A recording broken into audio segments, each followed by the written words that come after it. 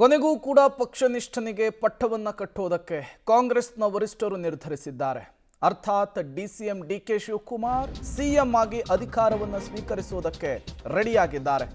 ಇದರ ಬೆನ್ನಲ್ಲೇ ದೆಹಲಿಯಲ್ಲಿ ಇದ್ದಂತಹ ಸಿಎಂ ಸಿದ್ದರಾಮಯ್ಯನವರು ಮಧ್ಯರಾತ್ರಿ ಬೆಂಗಳೂರಿಗೆ ವಾಪಸ್ಸಾಗಿದ್ದಾರೆ. ಸಿಎಂ ವಾಪಸ್ಸಾದ ಬೆನ್ನಲ್ಲೇ ಮಿಡ್ನೈಟ್ ಮೀಟಿಂಗ್ ನಡೆಸಿದ್ದಾರೆ. ಆಪ್ತ ಸಚಿವರ ಜೊತೆಗೆ ಕಾವೇರಿ ನಿವಾಸದಲ್ಲಿ ಸಿಎಂ ಮಾತುಕತೆ ನಡೆಸಿದ್ದಾರೆ.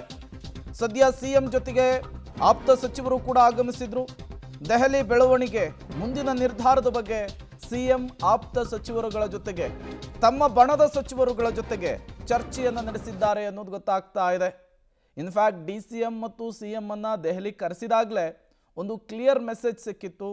ಸಿಎಂ ಸಿದ್ದರಾಮಯ್ಯನವರಿಗೆ ಹೈಕಮಾಂಡ್ನಿಂದ ಮೆಸೇಜ್ ಹೋಗಿದೆ ಅಂಥೇಳಿ. ಕೊನೆಗೂ ಕೂಡ ಸಿದ್ದರಾಮಯ್ಯನವರ ಮನವೊಲಿಸುವಂತಹ ಕೆಲಸವನ್ನು ಕೆ.ಸಿ. ವೇಣುಗೋಪಾಲ್, ಸುರ್ಜೇವಾಲಾ, ರಾಹುಲ್ ಗಾಂಧಿ, ಮಲ್ಲಿಕಾರ್ಜುನ್ ಖರ್ಗೆ ಅವರು ಮಾಡಿದ್ದಾರೆ.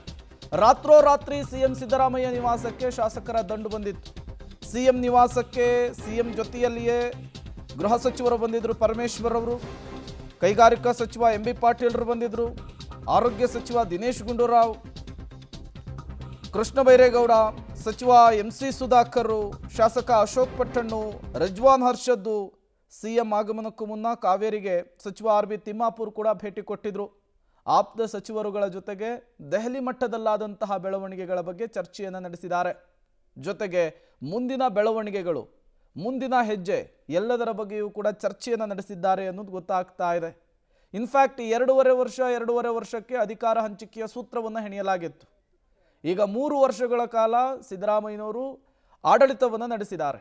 ಈಗ ಸಿಎಂ ಸ್ಥಾನವನ್ನು ಬಿಟ್ಟುಕೊಡಲೇಬೇಕಾದಂತಹ ಪರಿಸ್ಥಿತಿ ಸೃಷ್ಟಿಯಾಗಿದೆ.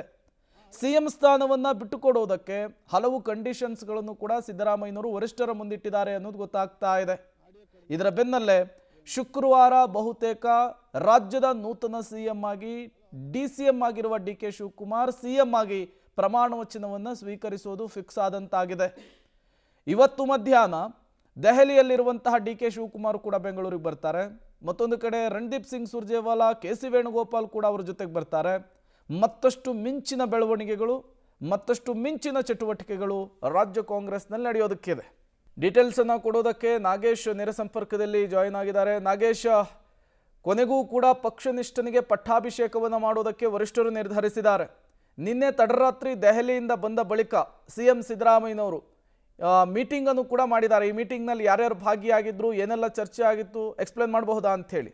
ಪ್ರೇಮ, ಸಿಎಂ ಬದಲಾವಣೆ ವಿಚಾರದಲ್ಲಿ ಕಾಂಗ್ರೆಸ್ನಲ್ಲಿ ಬಹಳ ದೊಡ್ಡ ಮಟ್ಟದಲ್ಲಿ ಬೆಳವಣಿಗೆಗಳು ನಡೀತಾ ಇರುವಂಥದ್ದು. ಅದರ ಮುಂದುವರೆದ ಭಾಗವಾಗಿ ನಿನ್ನೆ ಮ್ಯಾರಥಾನ್ ಮೀಟಿಂಗ್ಗಳನ್ನು ಮಾಡಿದ ಬಳಿಕ ದೆಹಲಿಯಿಂದ ಬೆಂಗಳೂರಿಗೆ ಸಿಎಂ ಬಂದಿರುವಂಥದ್ದು. ಮಿಡ್ ನೈಟ್ ಬಂದ ನಂತರ ಆಪ್ತ ಸಚಿವರುಗಳಾದ ದಿನೇಶ್ ಗುಂಡೂರಾವ್, ಜಮೀರ್ ಅಹಮದ್ ಸೇರಿದಂತೆ ಬೇರೆ ಆಪ್ತ ಸಚಿವರ ಜೊತೆ ಒಂದು ಮಿಡ್ ನೈಟ್ ಮೀಟಿಂಗನ್ನು ಮಾಡಿ ದೆಹಲಿಯಲ್ಲಿ ನಡೆದಂಥ ಬೆಳವಣಿಗೆ ಜೊತೆಗೆ ಮುಂದೆ ಆಗುವಂಥ ಏನೆಲ್ಲ ಆಗಬೇಕು ಅನ್ನುವಂಥದ್ರ ಬಗ್ಗೆ ಬಹಳ ಡೀಪಾಗಿ ಚರ್ಚೆ ಮಾಡಿದ್ದಾರೆ ಅನ್ನುವಂಥ ವಿಚಾರಗಳು ಕೂಡ ಗೊತ್ತಾಗ್ತಿರುವಂಥದ್ದು.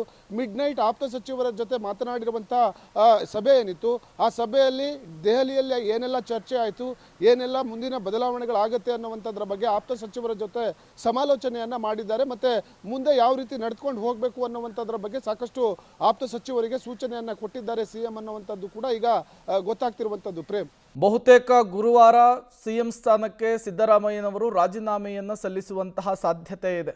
ಸಿದ್ದರಾಮಯ್ಯನವರ ರಾಜೀನಾಮೆ ಸಲ್ಲಿಕೆಯ ನಂತರ ಡಿಕೆ ಶಿವಕುಮಾರ್ ಅವರ ಪಟ್ಟಾಭಿಷೇಕಕ್ಕೆ ಬೇಕಾದಂತಹ ಸಿದ್ಧತೆಗಳು ಆರಂಭ ಆಗುತ್ತೆ. ಎಲ್ಲವೂ ಅಂದುಕೊಂಡಂತಾದ್ರೆ ನಾಳೆ ಶಾಸಕಾಂಗ ಪಕ್ಷದ ಸಭೆಯನ್ನು ಕರೆಯೋದಕ್ಕೆ ನಿರ್ಧರಿಸಿದ್ದಾರೆ ಅನ್ನೋದು ಗೊತ್ತಾಗ್ತಾ ಇದೆ.